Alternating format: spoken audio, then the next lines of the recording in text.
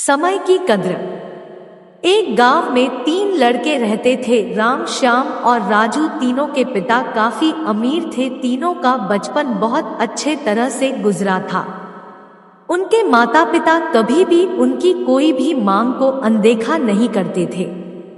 राम के पिता सरपंच थे, श्याम के पिता एक कारोबारी थे और राजू के पिता एक किसान जमींदार थे। छोटी उम्र से ही उन सबको लाड प्यार ने ऐसा बना दिया था कि ना तो उनको मेहनत का पता था और ना ही उनको समय की परवाह थी। अक्सर वह सारा दिन बस घूमते रहते थे।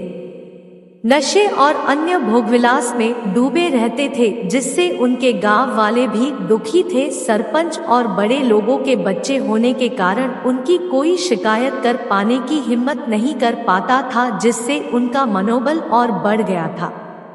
एक दिन उनके गांव में बहुत तेज बारिश हुई, जिससे सब लोगों को नुकसान हुआ, जिसमें इन तीनों के पिता भी थे। लेकिन इतना कुछ होने के बाद भी उनके बेटों का वही हाल था। वो बस घूमते रहते, नशा करते, भोगविलास करते रहते थे। माँ बाप काफी चिंतित रहा करते थे। ये तीनों भले ही कितने गंदे थे, लेकिन इन तीनों के अंदर एक खास बात थी जिसकी पहचान किसी को नहीं थी और उनको खुद को भी पता नहीं था। राम एक बहुत अच्छा नेता प्रतिपक्ष था, क्योंकि अपने पिता के पास रहते हुए उसको इसका काफी ज्ञान हो गया था, क्योंकि उसके पिता सरपंच थे। श्याम भी इस तरह से बिजनेस की समझ रखता था, क्योंकि उसके पिता एक कारोबारी थे और राजू खेती का काम जानता था, क्योंकि उसके पिता जमींदार थे। पर अपनी गलत कामों की वजह से उन सब ने अपने इन टैलेंट पर ध्यान ही नहीं दिया, जो कि उनकी सबसे बड़ी कमजोरी थी। इस तरह से इनकी बदमाशियों को देखकर इनके पिता उन्हें सीख देने को सोची। तीनों पिताओं ने आपस में बात करी और उसका एक हल निकाला। तीनों पिताओं ने अपना अपना काम अपने अपने बेटों को सौंप दिए, जिससे उनको समय की कदर का पता लग सके। तीनों के पिता ने एक वसीयत बनाई, जिसमें ये लिखा था कि 1 वर्ष के अंदर इन तीनों को 10 लाख रुपए कमा कर देने होंगे, जो बिना किसी गलत काम करके कमाए गए हो, और तीनों को अलग अलग स्थान पर रहना था।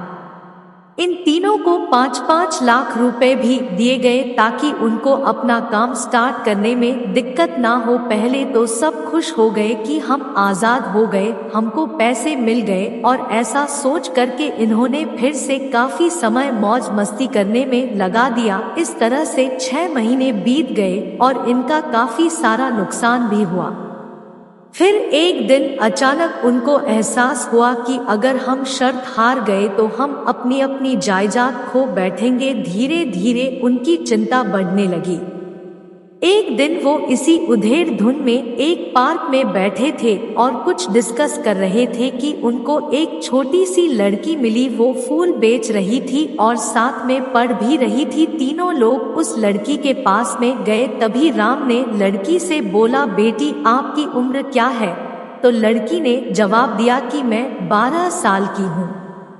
अंकल, इतना सुनते ही राम ने आचार्य से पूछा कि आप इतने छोटे होकर के खेल नहीं रहे हो? इस पर लड़की ने जवाब दिया कि मेरे पापा अब इस दुनिया में नहीं है और माता बीमार रहती है, इसीलिए मैं ये काम करती हूँ। ये सुनकर राम ने अपना पर्स निकाला। उसके पास जो भी पैसे बचे थे वो उस लड़की को देने लगा। उसके बाद लड़की ने बोला, अंकल आप भी फूल ले लो, मुझे बहुत खुशी होगी, क्योंकि मैं अगर आपसे फ्री में पैसे ले लूंगी तो फिर मेरा पढ़ाई में मन नहीं लगेगा, मैं काम चोर बन जाऊंगी, क्योंकि यही समय है जिस समय में अपना भविष्य लिख सकती हूँ।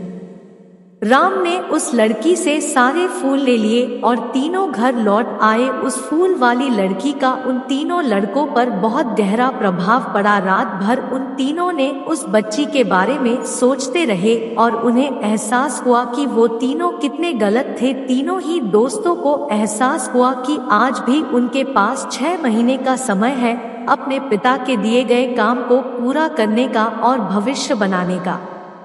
इसी दौरान सब ने सोचा कि अगर बचे हुए समय का सही उपयोग करें तो अभी भी बहुत कुछ किया जा सकता है। इस तरह बाकी दोस्तों ने भी सोचा और दूसरे समय में आकर काम तलाशने लगे, पर उनके शर्त में एक शर्त ये भी थी कि उनको जो भी काम करना है वो अपनी पहचान बताए बिना करेंगे, जिससे ये साफ था कि उनको काम नहीं मिला। और जब काम नहीं मिला तो उन्होंने सोच लिया तो अब वो अगर कुछ भी करेंगे तो अपने गांव में जाकर ही काम करेंगे। भले ही उनके पिता कुछ भी सोचे, लेकिन फिर भी अपने गांव में जाएंगे और अपने गांव में कुछ नए काम करेंगे, भले ही उनको अपने पिता के वसीयत ना मिले। तीनों लड़के अपने गांव में फिर से आए और अपने अपने पिताओं से जाकर के मिले और उन्होंने अपने अनुभव के बारे में बताया और बोला कि वो आगे से ऐसी गलती नहीं करेंगे और वो उन्हें माफ कर दे। लेकिन पिता तो शर्त पे ही अड़े थे। लड़कों को कोई दया नहीं मिली। तीनों को फिर से दुख हुआ कि तीनों को अपनी गलती की एहसास होने के बाद भी उनके पिता उनका सपोर्ट नहीं कर रहे हैं और फिर से वो रात भर सोचते रहे कि अब क्या किया जाए।